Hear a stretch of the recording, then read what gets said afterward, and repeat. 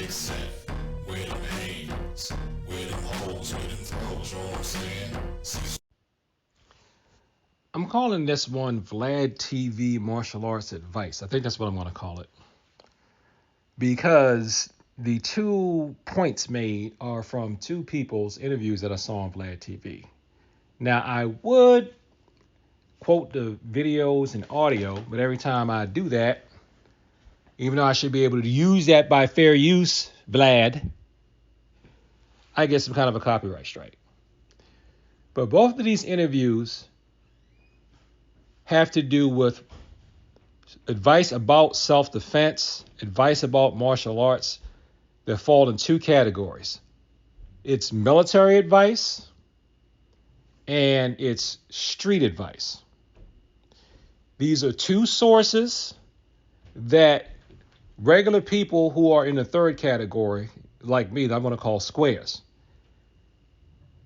These are 2 places that people like to draw from who are squares, who, in my opinion, I don't think you should 100% take what they tell you to do.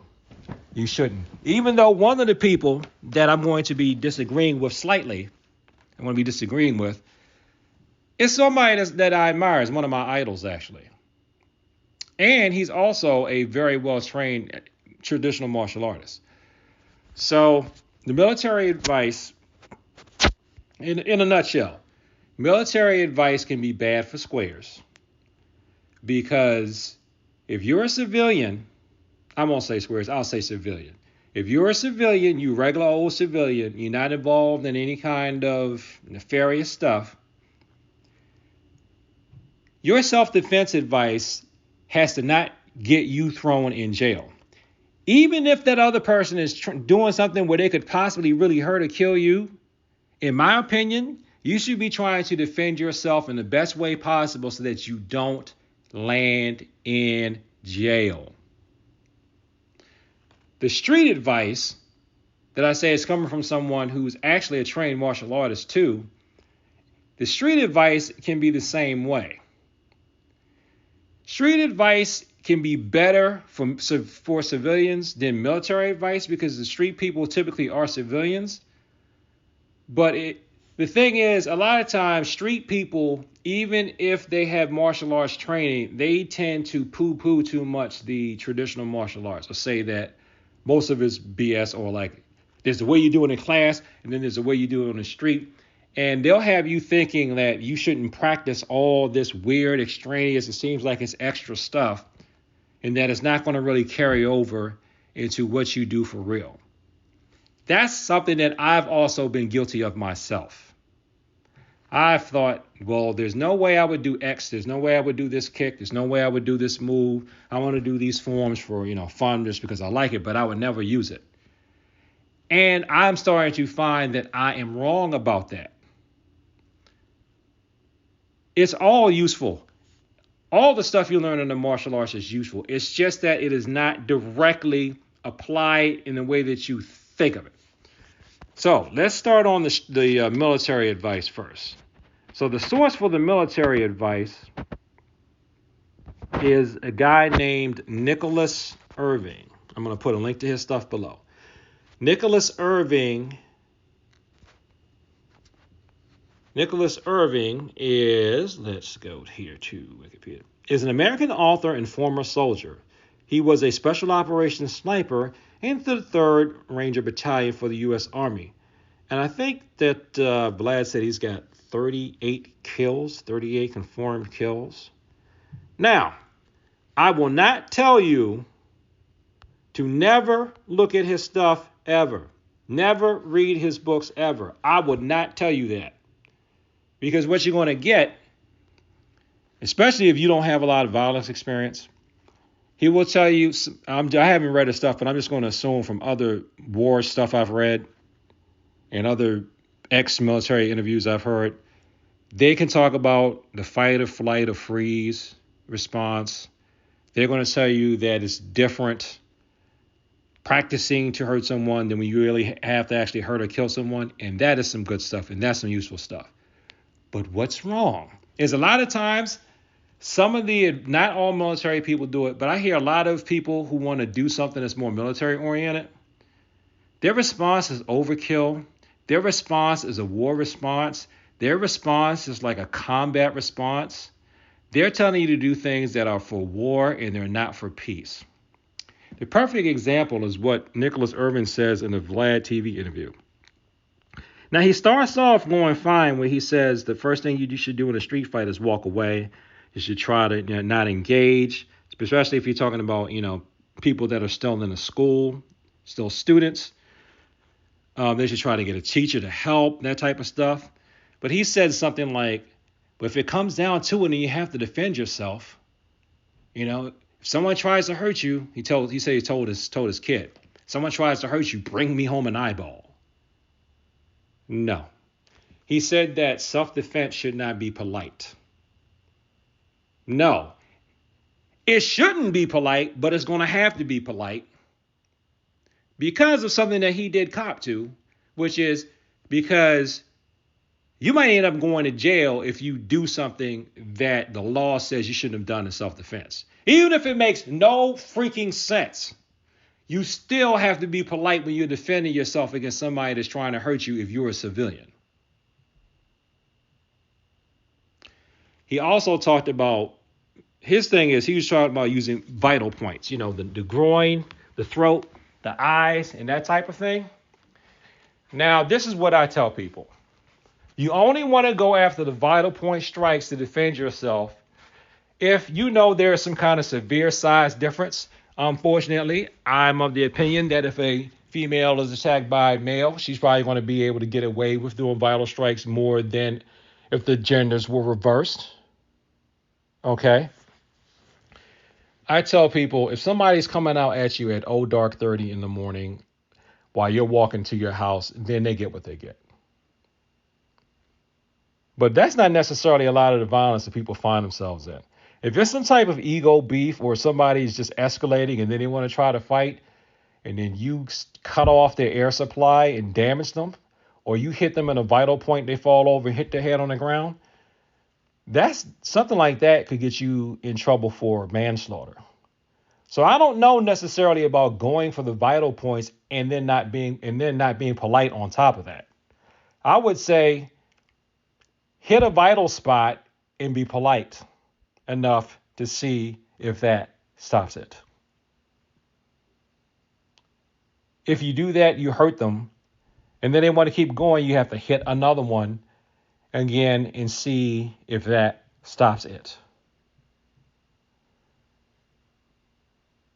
But to have the attitude going in there of, I've tried to avoid it, so then if they come at me, I'm going to maim or kill, that's for war. That's not for everyday civilian life, which, despite a lot of your martial arts fantasies that people have, you are probably not going to find yourself in a war zone. That's why in the way I teach my classes, I demilitarize as much as I can, but still have structure. We still line up. We still wear uniforms. We come to attention. We bow. We say the creeds and that thing. I even remove yes, sir, and no, sir, because I don't want them to think that it is combat. They are not soldiers. They're civilians. And yes, I put them under as much pressure as I can because it is a martial arts class, as much physical pressure as they can reasonably handle. But I am not preparing them to war. I don't want them to have a hard knee-jerk reaction. Now, that being said, see, I can only do but so much. Some people are going to respond like that anyway because that's what they want from a martial art. And if they really want it more than I'm willing to give it, and they just can't stand me, they're going to go seek out the ones who want to give them military advice. There's a thing called use of force law. Unfortunately, I'm not an attorney. So you're going to have to go study people like that. One thing I recommend, and I've gotten a few of his products, is a guy named Andrew Branca. Now, attorney Andrew Branca is talking about using a gun. Since nobody else has like really led the charge on specializing in self-defense with martial artists and putting empty-hand advice out there, whenever I'm on one of his things, I'm allowed to ask questions as not a fully fledged member. I try to get in there if I can remember it. What if I was barehanded? What if I was a martial artist? What if I did something the same thing that way? To get some kind of competent legal opinion on how it would be viewed by the law in the eyes of a martial artist. I mean, in the eyes of people who are not martial artists judging a martial artist. Because, it's fine. Let's say somebody was getting a little too aggressive. You punch them that one time with that powerful one stop, one hit. Like I learned in Marine Reserves, one shot, one kill. You take that mindset into your hands, burst their eyeball. That's fine if it's a war. They're trying to kill you. You're trying not to be killed. So fine. But if you did that over a parking spot, when you were at the mall with your kids, you might get sued. You might get put in jail. And you got to think about that. And that's where that whole polite thing will come in handy. So that's why I say. Now, even though I disagree with Nicholas Irving in this instance, now I'm going to check out his stuff because I know there's some good things there. I just know where to draw the line. You got to know some of that stuff they're telling you, if it's military advice, that's for when you're trying not to blow up by stepping on a grenade.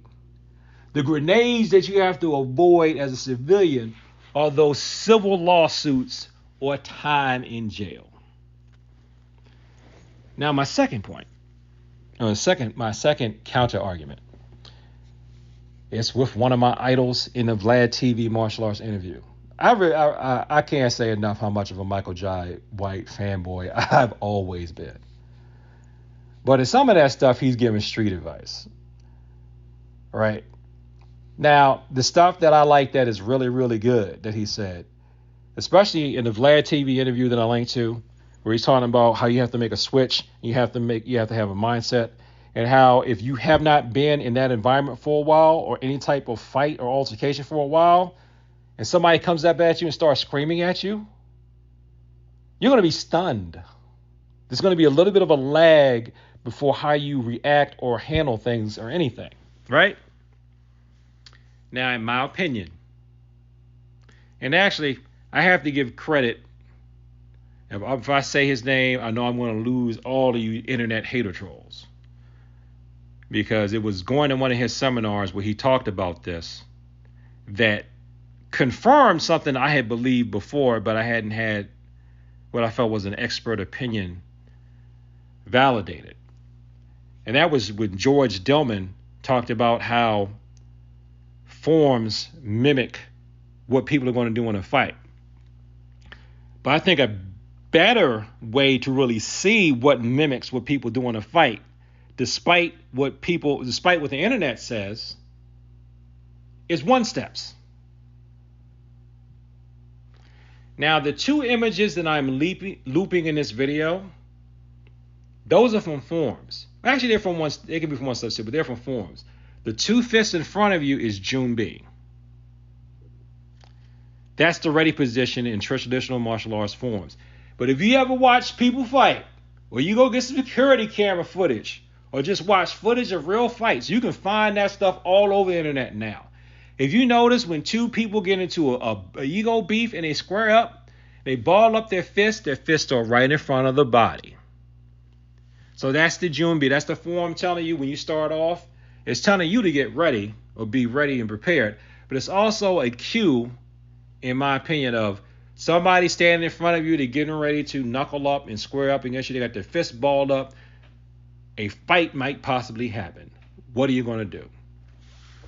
And then the hands that block, I'm doing over and over again after that. We call that a C block or a crescent block in my system. I don't know the actual Korean or Japanese term for it. But Michael Jai White, whether he realizes it or not, I'm just going to give him the benefit of the doubt and think that he does. When he talks about how he brought his hands up, he said he just did like this and the front hand caught the guy. Whether he meant to or not, that's the C block.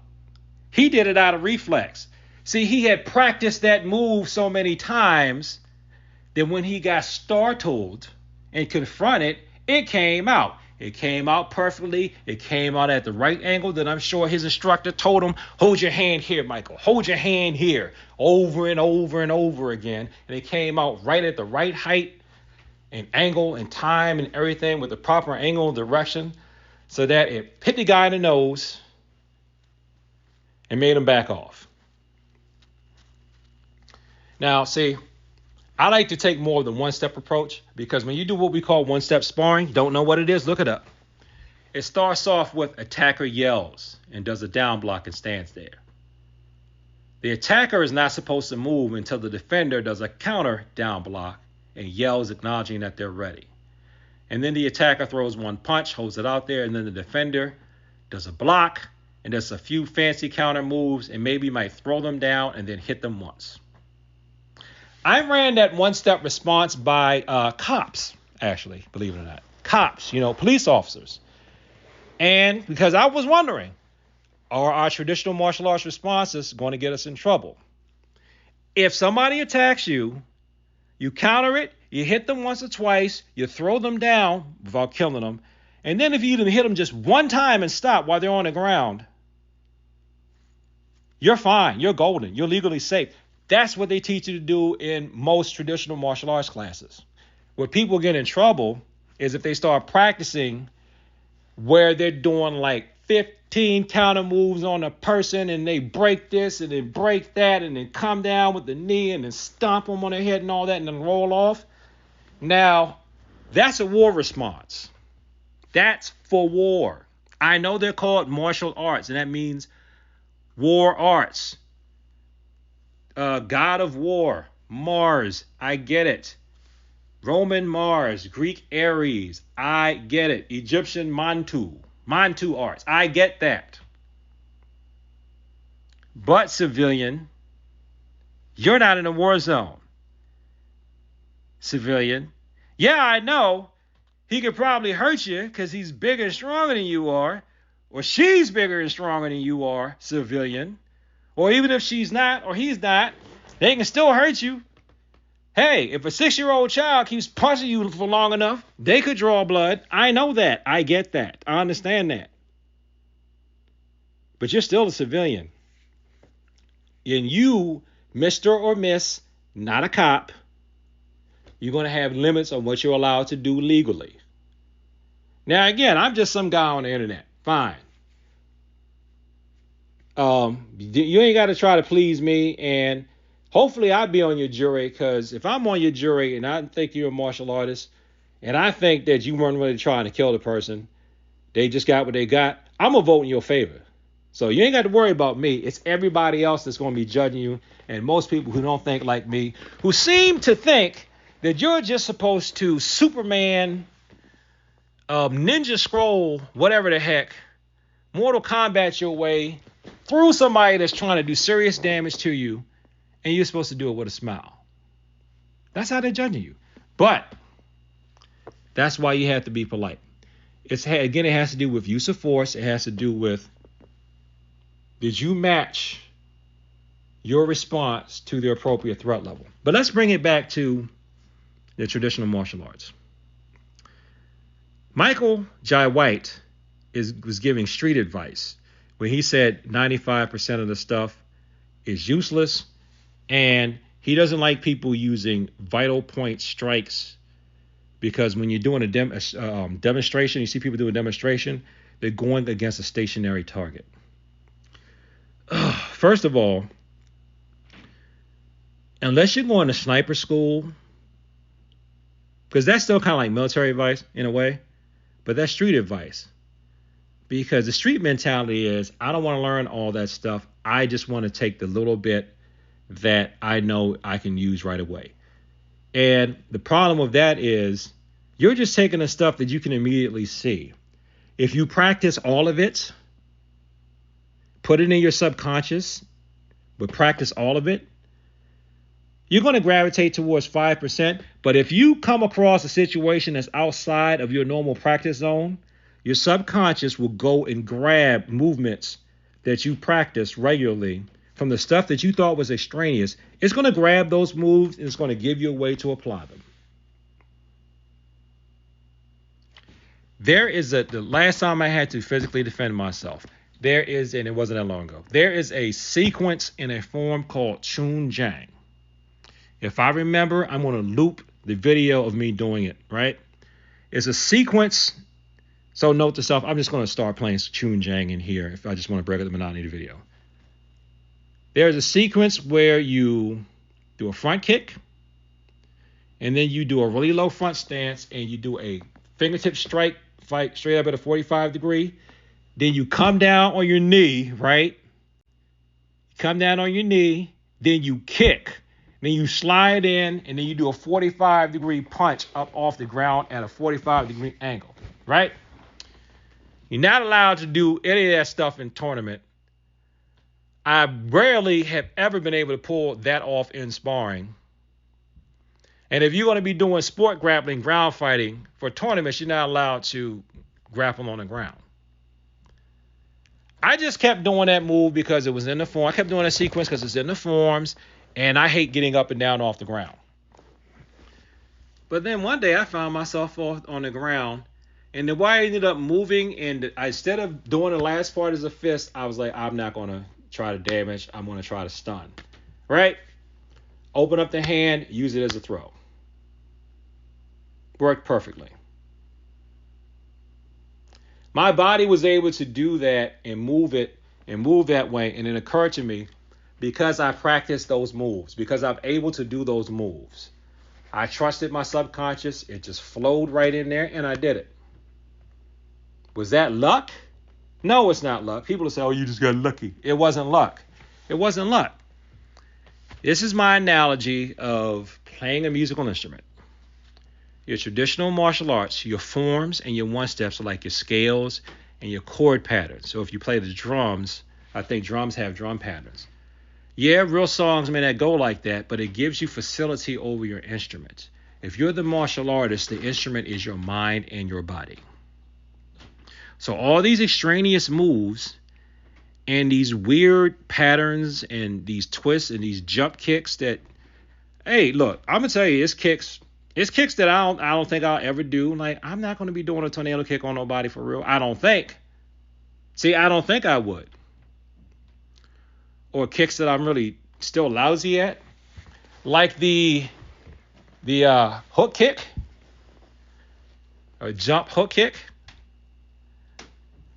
I found later, if I like when I was going for my judo black belt, I hit a plateau. When I went back to my punch kick stuff, it broke me out of the plateau. Maybe you might not do it at head level, but you might do it down at the ankle or knee level, and it's going to have a powerful response. And now you even see people doing some of those same moves that even I, at one point, say, oh, you wouldn't use that. No, they're doing it in the cage. It's just that you have to be a skilled kicker. You just have to be flexible. And if nothing else, you're going to get a physical benefit out of keeping your body, for as long as you can, able to do all those intricate moves. Because if you can do all those intricate moves, as one of my teachers told me way back in the day, now if you can do all that, you should be able to punch somebody in the face and make it land. And the whole thing about the stationary targets, you practice it stationary, but are we going to actually literally practice kicking each other in the groin or hitting each other in the throat? You're not. When you shoot at targets in the Army or Marine Corps, unless you're going to sniper school, you're shooting at stationary targets. You're shooting at something that's not moving. You know, when people go hunting, they usually try to catch the animal when it's stationary. And when you're fighting, I know fights are moving and things are moving, and that's why the street advice is things are moving too much for you to even think about practicing at a stationary target. Sometimes your mind will speed up enough and things will go in a slow motion so that for a split second in time, it's actually stationary or it's very slow. And if you practice your accuracy, you will be able to get your attack into that moving target. It will be moving in reality, but in your perception of space time, it's gonna slow down enough, which means that things are actually going fast. But your mind is going to accelerate to the point to where if you see it, it's going to be stationary for you. You want an example? Look at the first Spider-Man that Tobey Maguire was in, when Flash Thompson is coming after Peter Parker, and Spider Sense kicks in, and everything is. He hears the fly, and everything is slowing down, and then he just hears Flash coming out of. No! And he's able to avoid it. That's not a superpower. If you practice enough, you'll be able to do that. That's not a superpower. People talk about experiences and stuff like that in an accident. They're driving a car. Everything slowed down and I panicked. I couldn't move, but I saw everything moving in slow motion. That's a survival response that you can cultivate and learn how to work in your advantage. So if you stuck with me to the end of this video. Now, where I agree with both the street advice and the military advice, which is why I still will draw from those sources, is you can freeze if you ain't been spooked in a while. Okay? That's why when you're doing your one steps, in order to help that out, yell, Kia out when you do your forms. Kia out when you do your, I hope I didn't hurt anybody's ears. I shouldn't have done that. Oh well. Kia when you're when you're doing your forms. Kia when you're doing your one step. Try to scare your partner. You better try to scare them. Maybe they can build a little bit of adrenaline tolerance. Then you get used to somebody yelling at them. There's going to be a little bit of a freeze. Okay? Do your kios. You're going to freeze. And whatever you do to defend yourself, you might end up being judged by people who weren't there, who may even judge you unfairly.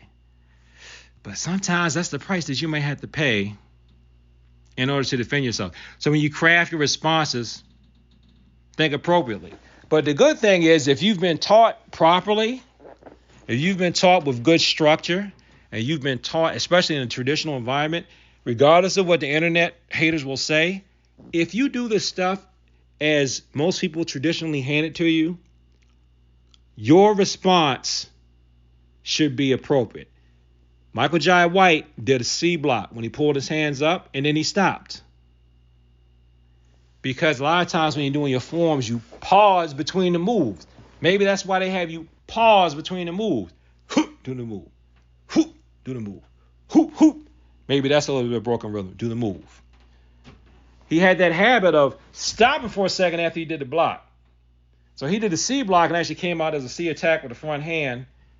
And that allowed him to actually wait and pause and not continue delivering the flurry of fists and feet that I'm more than confident he would have been able to rain down on that individual. But if he had done that, he probably would have been in jail. Or, since he's famous and rich, the dude probably would have tried to sue him. Oh, Michael. He didn't have to do that, even though you ran up on a guy and was like trying to pick a fight with him, right? And started screaming at him. And any reasonable person would have responded that way, at least with the thing. But then you're going to go, because and that's another thing. That's how people will do. They'll act like, even though they started a thing, they're going to turn around and try to play like they the victim and act like you were just some mean person. All you was trying to do was defend yourself. So you got to mind your responses to people. So, again, you got military advice. You got street advice. But you're a civilian. So you need to keep in mind what the civilian outcomes are going to be for you if you're listening to the soldiers or the street people. And two of those possible civilian consequences might be jail or civil lawsuit. If you're still a kid listening to this and you're still in like middle school, high school, possibly even college, it could be suspension or expulsion. And still, maybe your parents might get sued. So, thanks for watching this video. Like, comment, and subscribe. Please share this with people like talk about the martial arts and peace. And as always, thank you for your time. I appreciate it. I'm going to put links to the full interviews of those. There's a lot of stuff in there that you really don't need to see. But whatever. So, I don't know. I said it was Vlad TV. I may just take out the direct link to the Vlad articles and just put a link to who these individuals are. And if you want to go back to the source material that bad, you'll be able to find it. Anyway, peace.